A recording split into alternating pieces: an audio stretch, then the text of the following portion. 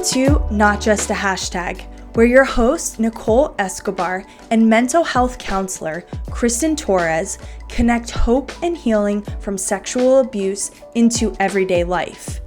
Have you been sexually abused and want to know what healing looks like? Do you want a sense of safety to return to your life? Do you need a release from inappropriate shame, or do you feel a sense of unworthiness?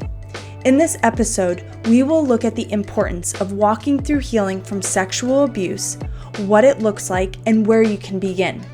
However you define healing, or whatever reason you find yourself here, we want you to feel supported and encouraged as you follow the path to healing and begin to regain control of your life.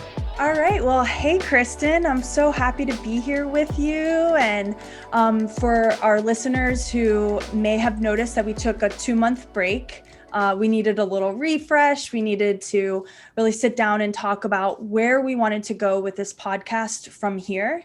And I just want to share with you that Kristan and I, we had this awesome conversation a couple of weeks ago, and we were talking about how one of the elements, probably the most important element of the healing journey or trauma or just life in general, is a relationship with Jesus Christ. And I was mentioning to her how I felt like we sort of glazed over it in the last couple of episodes or in the past couple of seasons. And that just moving forward, I really wanted that to be at the forefront of who we are on Not Just a Hashtag and why we are here and why we do what we do. Yeah. And Kristan, what were your thoughts on that? Same. I thought that was awesome because I know that anything good that has happened in my life is because of the Lord. So, and I know, we're on the same page on that. So I'm really excited, to be starting the season out this way and just, having that focus. And I'm excited for what's ahead for people, the listeners, too. So. Me too. So, what we want this episode to be about is the importance of going through healing. One of the things I constantly hear from people is, I'm not ready yet, or it's too scary, or I just don't know if I want to do it. And I thought, why not come out the beginning of the year with a reminder of the problem of sexual abuse and the importance of why people need to address it, because sexual abuse affects everything in a person's life. Yeah. Like myself, if you've heard my story before, you know that I denied, I minimized, I used to never associate the problem that happened to me when I was a child with my problems currently that I was going through. Sure. I would make excuses all the time, like, oh, well, that has something to do with my growing up or whatever. I never associated them. So the first thing I want to do is go over a list of statistics. I do this often because it's so important that you, as our listeners, understand the scope of the problem, that this is not just, this happens to people in third world countries, this happens to people in certain classes of people, that you need to understand this is happening to every person.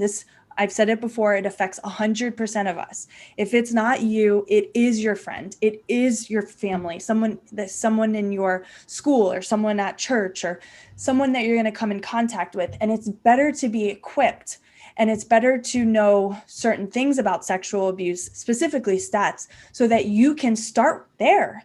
You don't have to know all the intricate details of how to heal, because healing is so different for everybody, but it's good to start with a foundation of what the problem is. So the first one is there's more than 50 million survivors of sexual abuse in America. 1 in 3 girls are sexually abused before their 18th birthday. 1 in 6 boys are sexually abused before their 18th birthday. 1 in 5 children are solicited sexually while on the internet before the age of 18. That one's very scary. Oh, yeah. 33% of sexual abuse is never reported. Nearly 70% of all reported sexual assaults, including sexual assaults on adults, occur to children ages 17 and under. It's crazy. 93% of sexual abuse victims know their perpetrator in some way. Approximately 20% of the victims of sexual abuse are under the age of 8. 95% of sexual abuse is preventable through education. So there is hope. Absolutely. 38% of sexual abusers of boys are female. There is worse lasting emotional damage when a child's sexual abuse started before the age of 6 and lasted for several years. Among children and teen victims of sexual abuse, there is 42% increased chance of suicidal thoughts during adolescence. More than 90% of individuals with a developmental delay or disability will be sexually assaulted at least once in their lifetime. That's heartbreaking. Mm-hmm.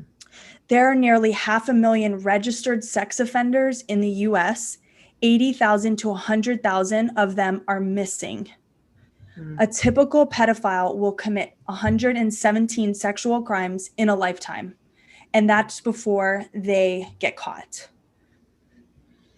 So, Sobering first, statistics. it's very sobering. Oh yeah. The first thing is, if you are a victim of sexual abuse, just know, based on these statistics, you are not alone, right? There's so many people out there who feel the way you feel, who may feel like their life is totally out of control, that they need help. Yeah. I know that when we talk about the word healing, a lot of people have their own definition. You know, some may want to heal from the shame or the feelings of being totally out of control. Some may want to heal from the reoccurring playing in their mind of the situation. For me, that was something that I wanted to be healed from. Although now I do think about it, I don't have the same like feeling in my heart that took place. Mm-hmm. Yeah, like God has rescued my mind and my heart from it being devastating to me. So what we want to do is go talk with Kristan about what is healing, and is it possible for us to heal, and what does healing actually look like? So Kristan, my first question is the trauma of sexual abuse different for different people? And is it worse for children or is it worse for adults? Oh gosh, good questions. I think, yes, the trauma of sexual abuse is definitely different for different people because we're different, so that's like the simplest way to answer. Yes, it's going to be different. I think that there is some amount of crisscross because trauma tends to have some similarities across, because we're all human, so, but yeah, it may look different. For some people, they're experiencing side effects, so to speak, or effects of the trauma on a daily basis. They may not be aware of why, or they may be very aware of why. And see, those are the nuances right there. For some people, they've buried this so deeply and maybe even unintentionally that it's hard for them to even access. And if asked, they may even deny. Or so many people, like we've talked about before on here and elsewhere, don't even understand exactly what sexual abuse is. And so they then, when exposed to pornography by an adult as a child, they think that wasn't sexual abuse. No one touched me, let's say, but that is considered sexual abuse. So just a small example there. So absolutely, it can have a different effect on each person.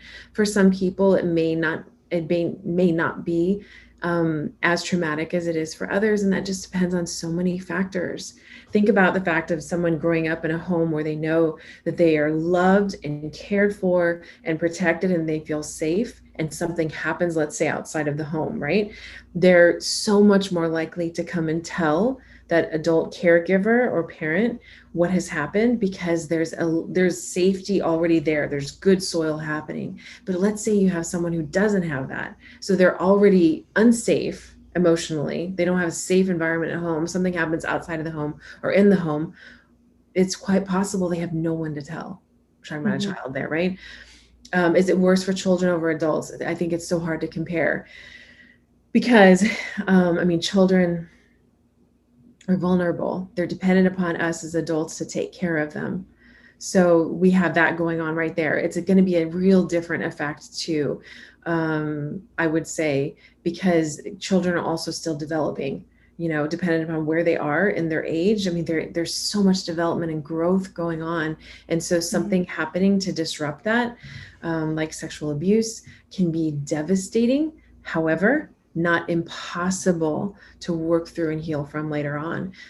When a trauma like sexual assault or abuse happens to an adult, it's going to have different effects. They may already have, like we talked about, right? Like if they had that good, healthy environment growing up, they're going to have a level of probably resilience and safety and potentially a support system to go back to, and think of how much better off I would say that they can be to heal, right? They're kind of set up for like, some potential good healing there because they have a good, healthy support, but that's not a lot of people. And we know that too, so again, that's not insurmountable is what I would say, but yeah, it's going to look different for everyone. And, children or adults, it's hard to compare. It's hard to compare. It's going to be different because it's not good any which way you look at it. Part of me, I think, just naturally feels a whole lot of anger when I'm thinking about a child experiencing anything like this, but you can feel the same thing with, about an adult too, because all of it's wrong. Right. Yeah. And I just want to add to the part where you talked about having that safe soil and like that good environment to talk about it. You may have had that growing up and still never told your parents. So just saying that it's only because you maybe were afraid, you maybe felt that for some reason it was your fault, maybe the perpetrator or the person made you feel that way, whatever. There's so many different variables that can add to why that happened. I will just add myself to that is I did have a great family growing up. I did have that safe, supportive context. We just did not talk about our bodies or our anything sexual in that way. But I did. Yeah. And I feel like that was cultural norms and also just the way my parents grew up, so those things were off the table, which never let me feel safe to talk about that type of stuff. So there's a lot of variables in that. But I also want to just read something. So I was researching that question just because I'd love to know myself. And I thought that I could share this with you guys. For children or young adults, your first views into what relationships are, of what it means to be you, come from your environment, the people in your household, your school, your community, and your interactions in those arenas. And so if you're going through trauma and it's not dealt with or addressed, then that leaves you lasting impact of how you view the world, how you interact with others, what you believe about yourself, or what's appropriate, what's okay, what's normal. Your normal becomes different. And I thought that was really interesting because it's really piggybacking off what you said, but just sort of for that older person who's just like a teenager or just maybe in that 12, 13 or a little bit older, it's almost like they could be more altered as who they were meant to be, their personality and everything, if sexually abused at that age, as opposed to a child, which I think a child could be totally changed too, because the bottom line is that God created you to be who you were when you were born, and when somebody violated you, that changed. So it altered something in you. Doesn't matter the age that happened, but when you're an adult, I remember I've shared this before, when I was visually sexually abused by the guy who pulled up to me and was masturbating in the car.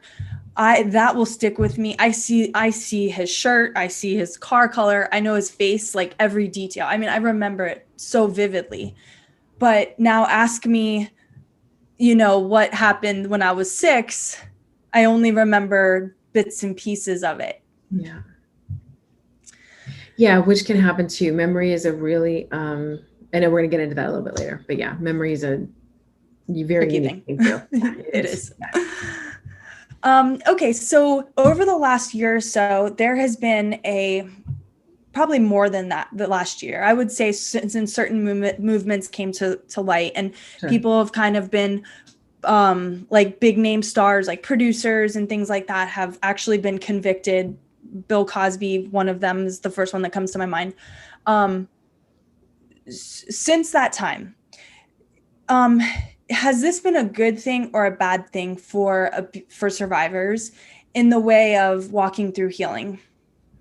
I think a lot of what we've spoken about in the past is the fact that there's been a lot of attention brought to the fact these things happen, but I don't know that there's been that much attention on healing and getting help, right? Yeah. I think maybe trying to bring some amount of justice.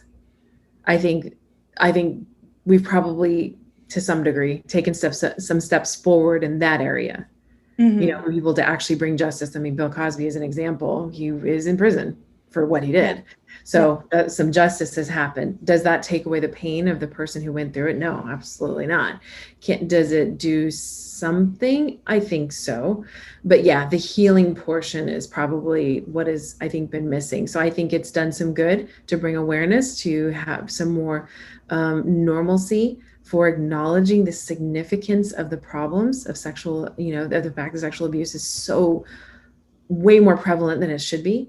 But the healing part, thank God for Trees of Hope, because in organizations like that, right? Because I don't think that's been talked about as much at all. Yeah. And you can definitely see, we've mentioned this, but you can see the difference between somebody who's out for justice only and has not gone through healing. I'm not saying that we should be like, I forgive you, move on type thing. And yeah, maybe that's one day, like the Jesus moment, but there's a different type of approach in dealing with that person, in the amount that the victim survivor shares about their situation. I have found when women go too deep into their story, they need to go through healing still, because it's almost like I get re-victimized when I hear parts of a story that's just too much. In other words, so you're saying, so like, just like someone telling their story and the graphic detail of it, without what would I say? And not necessarily telling rather, the redemptive nature of it, like the fact that they have processed through some things or what they've learned or how they've grown. That's what you're saying? Like just the retelling. Yeah.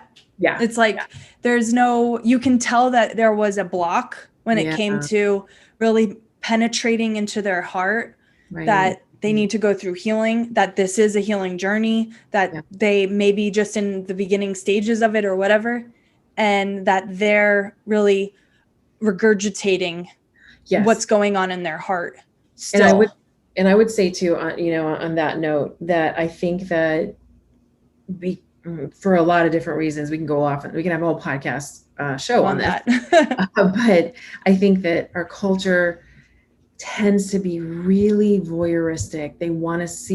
We can all want to see everything and think that we need a camera in every place with everything happening. And there has been, of course, some good and again, justice that has come out of that. But I think there also has been some damage that's come out of that, because there's a level of I think we've sometimes lost what's sacred. Retelling your story is an important part of the healing process, but it's okay to also have control of your story. You may only need to retell your story to that one person that you have chosen to retell your story to. Your journey also may be such, like, especially like for you, Nicole, I mean, like, your courage in retelling your story has been so purposeful. What I mean? That's such an important part of what you do with Trees of Hope. And so, but I think sometimes we can get way too caught up in just telling for the sake of telling. Sorry. Yeah, I think we can get so caught up in just telling for the sake of telling. And then sometimes I think we can all be guilty of being just too curious. I don't know that we need all the details.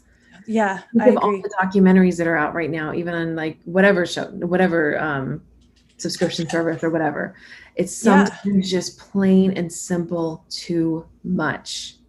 It's totally too much.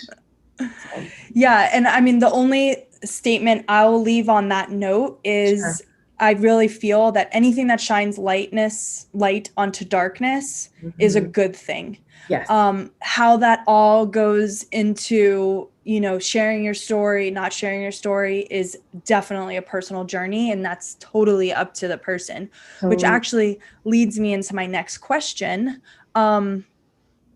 So should a survivor go public with their story? Maybe they don't have the job that I have, and is it a requirement, or should every survivor share their story? That's a great question. I think that no, it's not a requirement at all, ever. There's nothing that's a requirement, in my opinion. I'm sure I can figure out there's something that is. Wear a seatbelt, please. That's a requirement. But it's personal, just like what you said. I think it's so personal to the person. Anyone listening may be that person that it's your story is going to be used to encourage other people to come forward, to encourage other people to go, move toward healing or something. Everyone's different, but for some people too, your story may just be, like I said, for that one person, two people or whatever, and you may not be ready to share your story, and that's okay too. You cannot be someone else's timeline, and I think we have to respect that.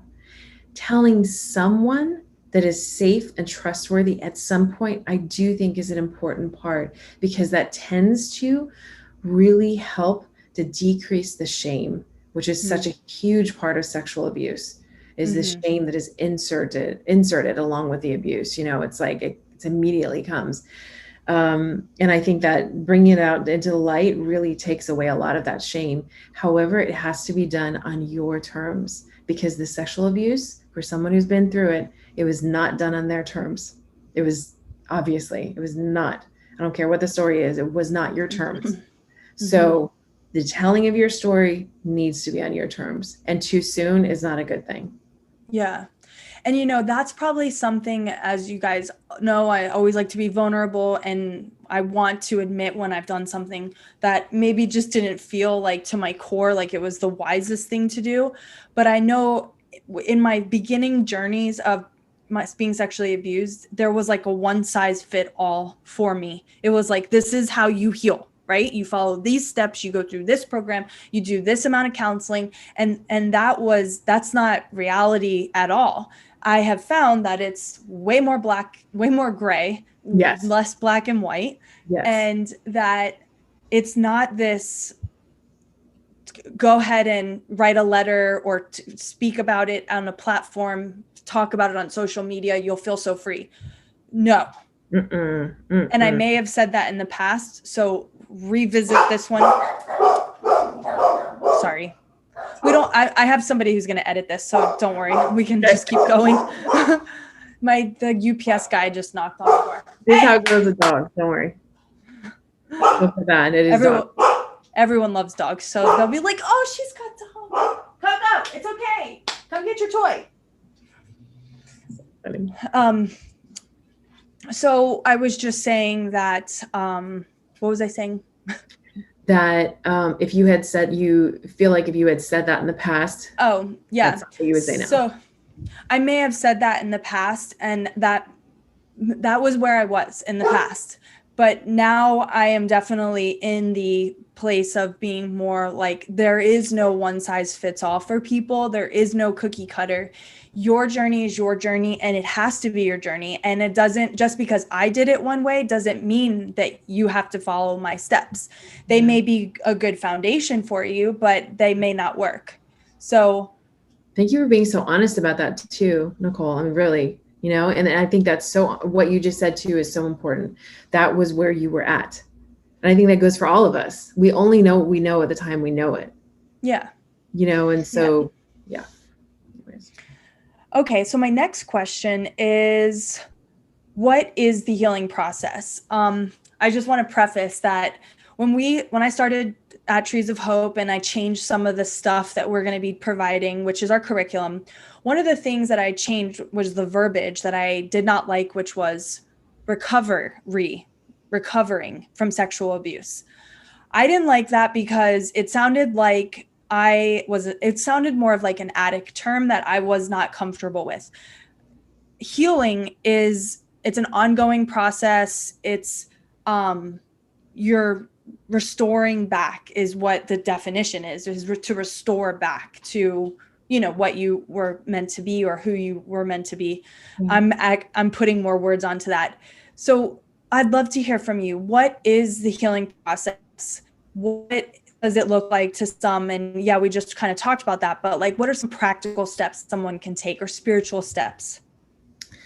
Yeah, I think a lot of it at first has to do with the acknowledgement of what has happened, or that something is wrong. You may not understand fully what has happened. You may have bits and pieces in your mind of what has happened. So, okay, something's wrong. Something's not working right. Or you may know fully well. Okay. So, whatever it is, I think one of the first steps is saying something's wrong. Something happened to me.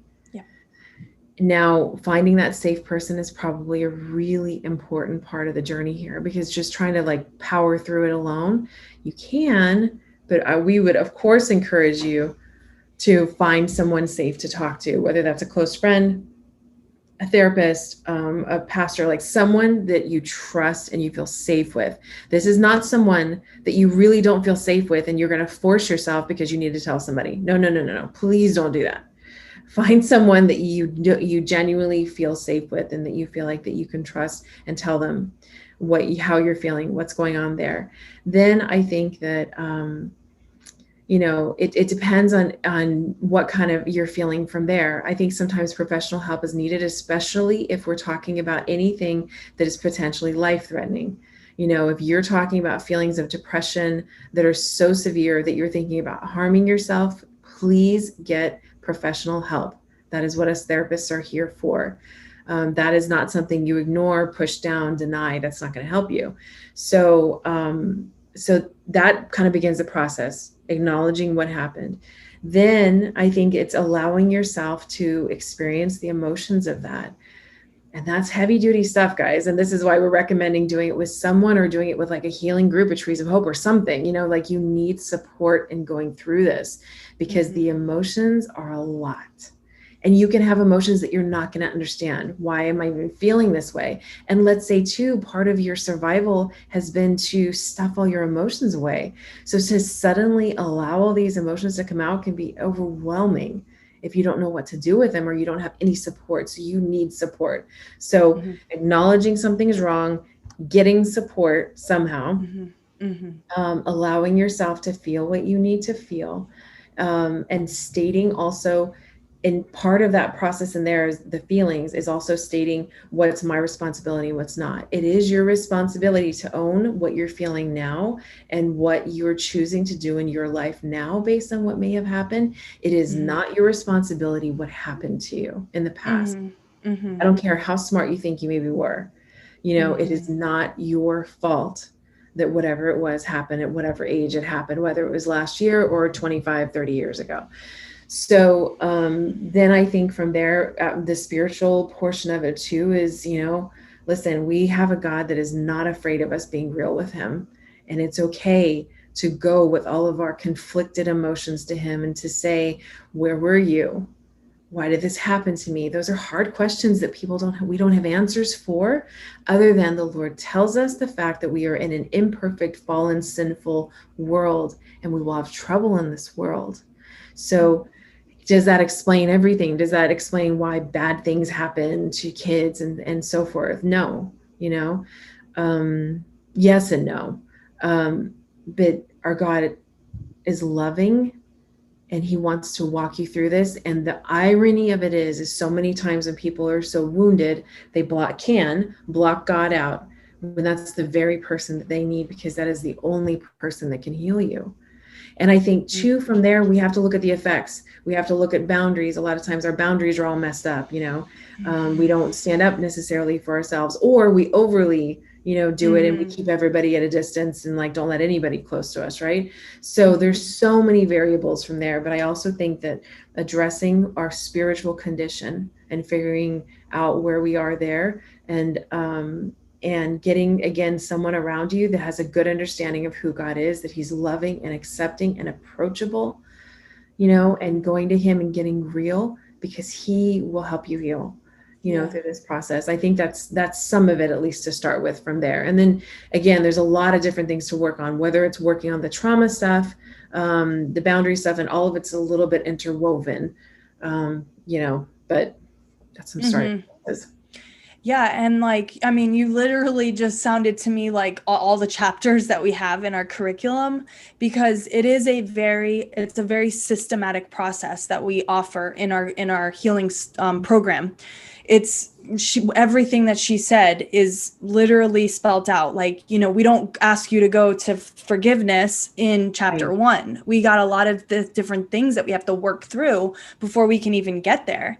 And one of the things that you just brought up that I loved the most, that stood out, was about how we run from God when he should be the first person that we go to. And I think if we're all being honest, we all do it, not just about sexual abuse. It has to become something that is a part of your daily life, even in small things. Yeah. So that may be a hard thing to do. That may be something like, I'm not ready to go there yet with God and ask him about that tough stuff.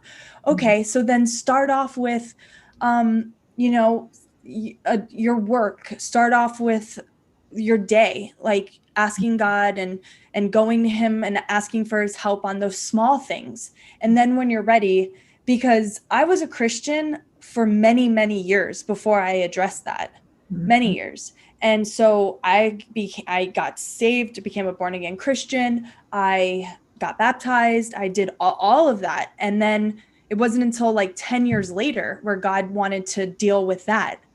Yep. I didn't come to God and go, okay, now I'm ready to deal with all of this. Like, it was like, spaced out. Right. I'm still dealing with different things. So I'm just saying that it may feel overwhelming to go there now. Yeah, absolutely. Great start. Yes. And I think too, that I believe that the Lord is so tenderhearted with us. I know he shows us where our wounds are and allows us to make a choice to come to him for healing.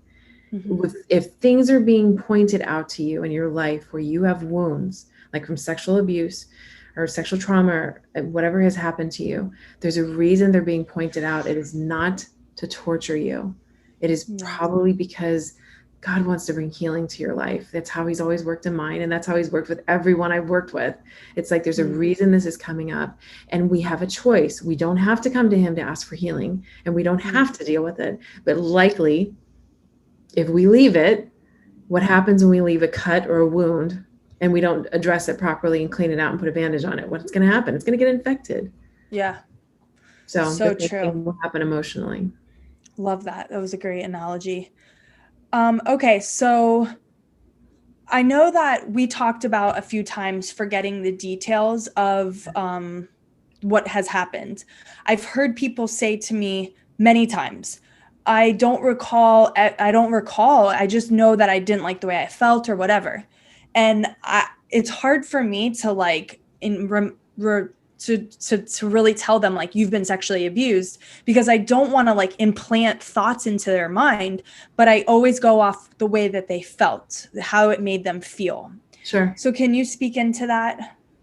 Yeah, I think that sometimes with trauma, because our bodies go into a fight, flight, or freeze mode, a lot of times our memories for what happened during the traumatic experience are a bit, can be sparse, and so it's just pieces, sense, feelings, and not necessarily like an orderly recollection of what happened that particular day or those instances.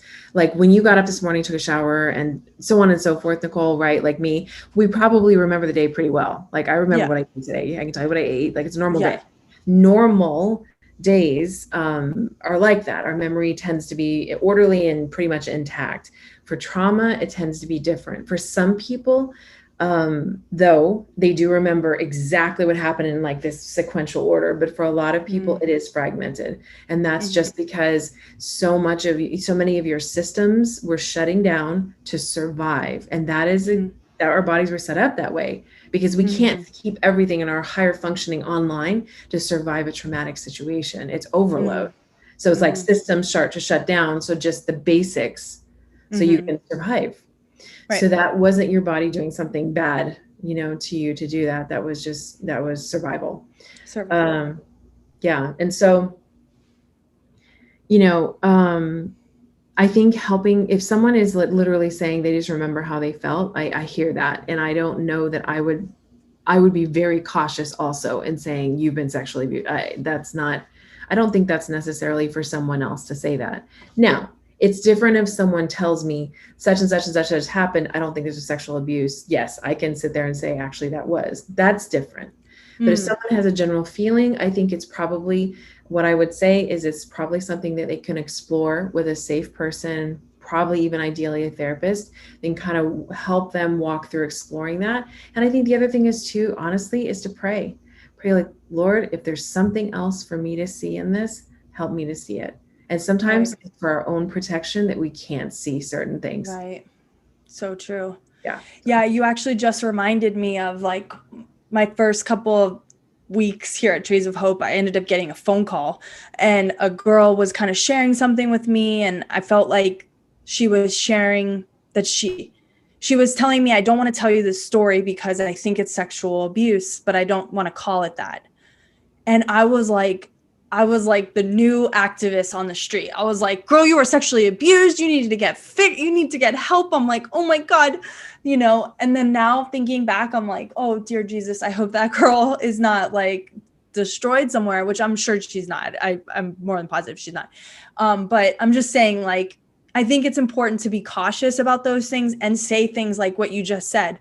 If somebody is sharing a story and they're not sure, because now that you listen to this podcast, it may happen where you get into a conversation with somebody and they're like, yeah, one time when I was younger, like something happened with me. I can't remember the details. I just know I didn't like the feeling or whatever.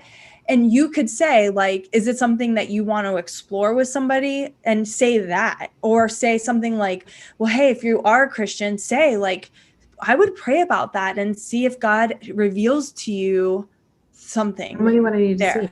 Absolutely. Yeah. Yep. If something, this is silly, but I remember also when I first started walking through healing, I now was looking at all of my past relationships in that light of like, okay, did he sexually abuse me? Did that boyfriend? Did this guy? Right. Now I was like, oh, when I was dating this guy. So I started labeling every experience as sexual abuse. And I was like, I started going nuts. Then I had to take a step back and I said, God, I'm begging you, please make it clear to me, because I can't, this is too overwhelming for me right now. I know I'm walking through healing, but I'm not like asking for my vision to be like for me to see all of these things, like, right. And then it all of a sudden came to me like, no, those were, loving relationships that, you may not have been in, that you shouldn't have been in, but still they had no intent to harm you or anything like that. Yeah. So those were good. Yeah. Okay. So my next question is why do some people abuse others? Great question too, right? I know. Yeah. An easy answer to that. No, not that. And, listen, that's not easy at all. All these are so complicated, because there's so many nuances. So I think sometimes it's because that person has experienced abuse themselves as they repeat the pattern. That's a lot of times what it is. However, that does not mean none of these are 100%. So it doesn't mean that because you've experienced abuse, you are therefore then going to abuse others. I'm not saying that, but a lot of times there is a repeating of the patterns, especially when something happened to someone as a child. They can repeat those patterns. Sometimes it is anger and power and control. Sometimes it's unwellness, yeah, I would be cautious to say, I think a variety of things like that. Yeah, is what I would say. Yeah. I'm just going to add my 2 cents on this, and this comes straight from our Rise magazine. So we, obviously, like she said, we can only speculate what somebody's reasonings are.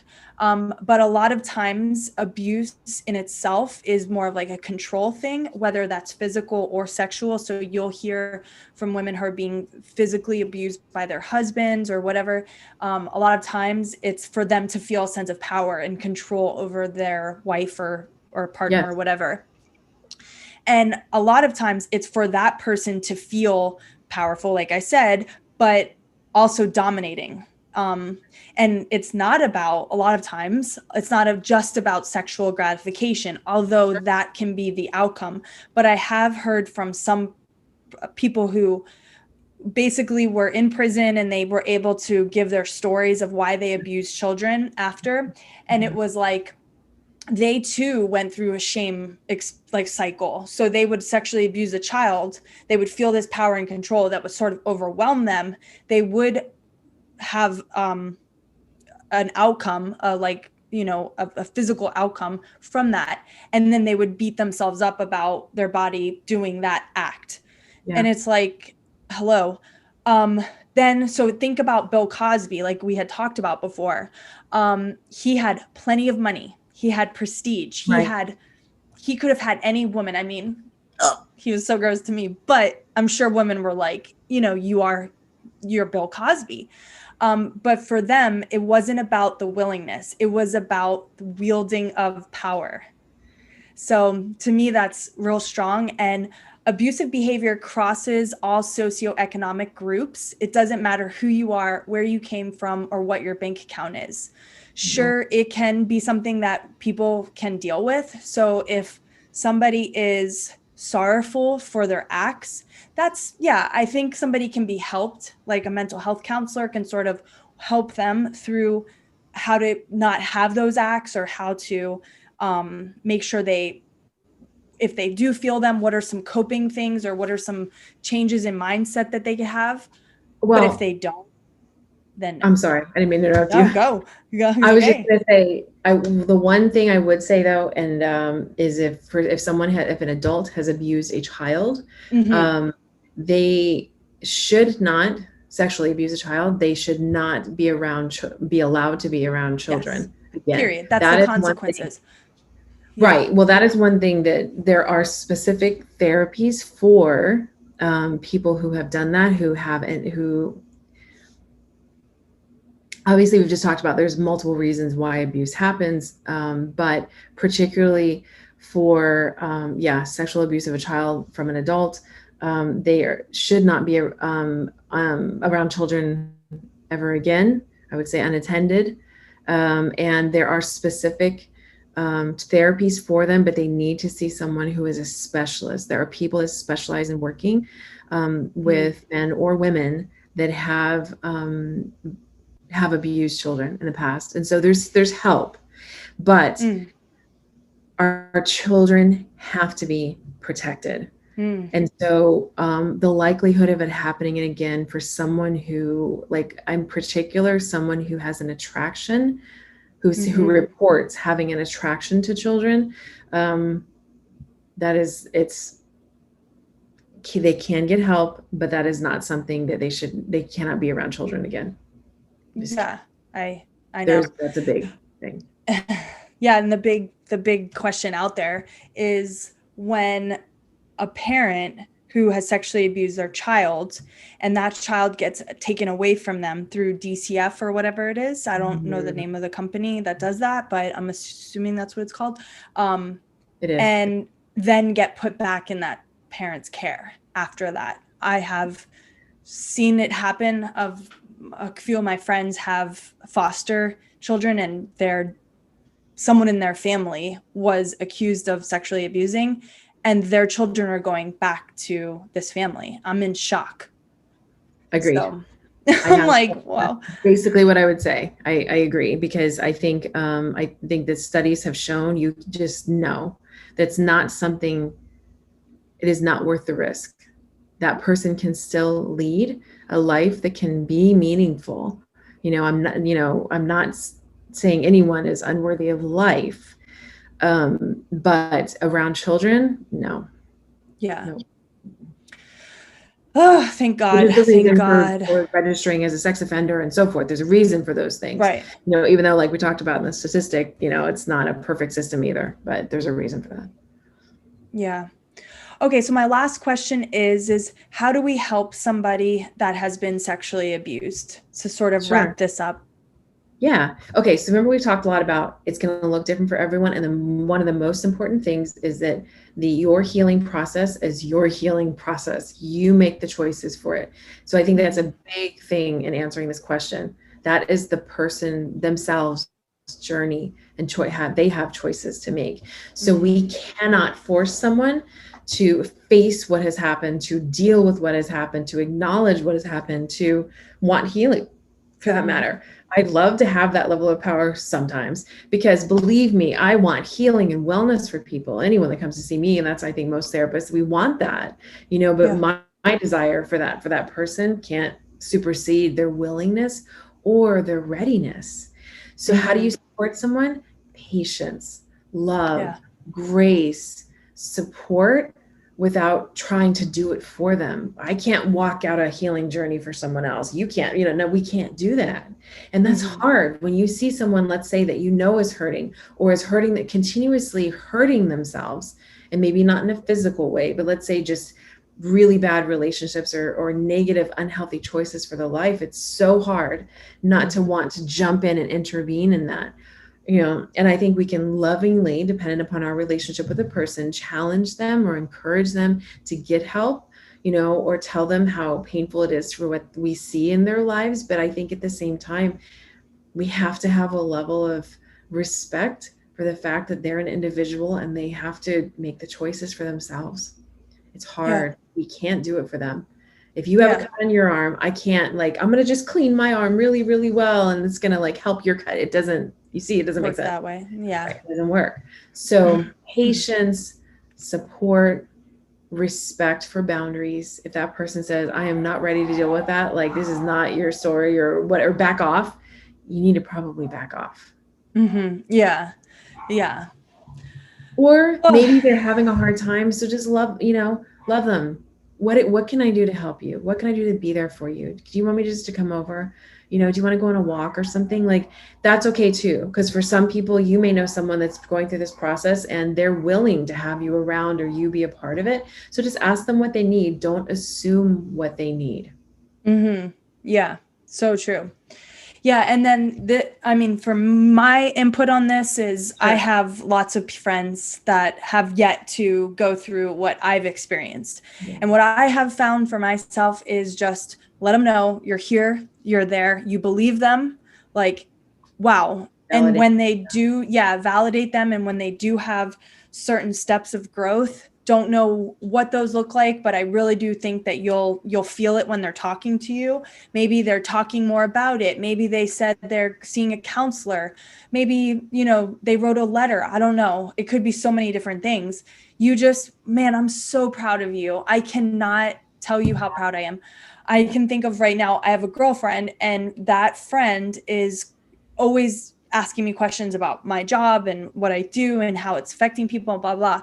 And it wasn't until just the other day that, hey, I might want to go through one of the groups or individual studies, or which one do you recommend?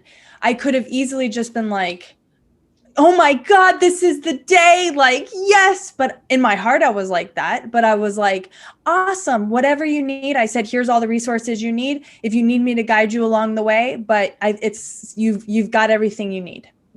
And I took a step back because I recognize it has to be her journey and it has to be her story.